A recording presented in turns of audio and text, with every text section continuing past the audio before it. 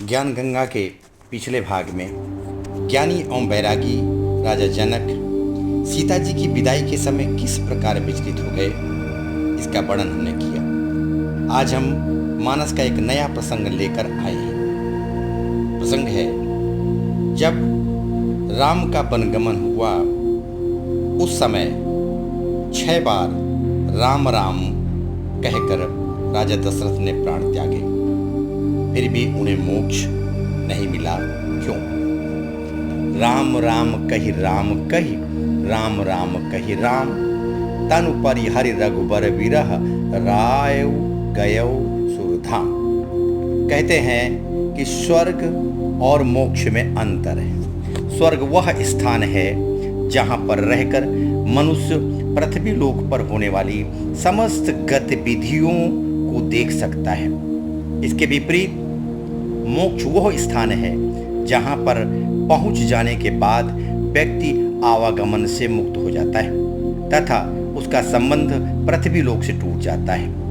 वह यहाँ के क्रियाकलापों का अवलोकन नहीं कर सकता। सगुण ब्रह्म के उपासकों को मोक्ष की प्राप्ति नहीं होती है। दशरथ जी भी सगुण ब्रह्म के उपासक थे और राम को अपना पुत्र ही मानते थे।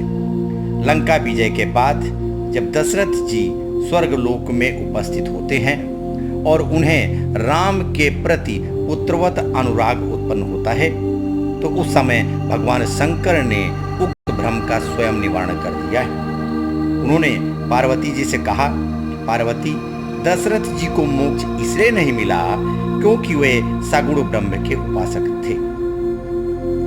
जिस समय भगवान राम लंका पर विजय प्राप्त करते हैं और ब्रह्मा जी भगवान की स्तुति करते हैं, उसी समय वहां पर दशरथ जी भी आते हैं। मानस में वर्णित प्रसंग इस प्रकार है कि तेहि अवसर दशरथ तहाँ आए, तनय बिलो की नयन जल छाए, अनुज सहित प्रभु बंदन कीन्हा, आशीर्वाद पिता तब दीन्हा, और तात सकल तब पुण्य प्रभाऊ, जीत्यों अजय निशाचर राऊ, सुनि सुत बचन प्रीति अति बाढ़ी, और नयन सलिल रोमावली टाढ़ी। इन चौपाइयों से स्पष्ट होता है कि दशरथ जी का राम के प्रति अब भी स्नेह पूर्वक दिखाई देता है।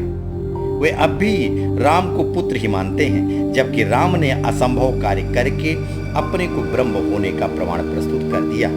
जो कार्य सुर आदि ईश्वर शक्तियों से संपन्न नहीं हो पाया, ऐसे अजेय रावण का वध जिनके द्वारा किया गया, क्या वे नर हो सकते हैं? परंतु दशरथ इस ज्ञान से दूर थे।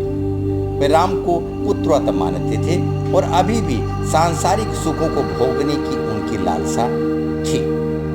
गोस्वामी जी लिखते हैं कि दशरथ जी के अब भी पहले वाले अर्थात जीवित रहने पर जो उनका उनके प्रति प्रेम था, उसे देखकर उन्हें अपने स्वभाव का दृढ़ ज्ञान राम ने उनकी तरफ देखकर ही करा दिया।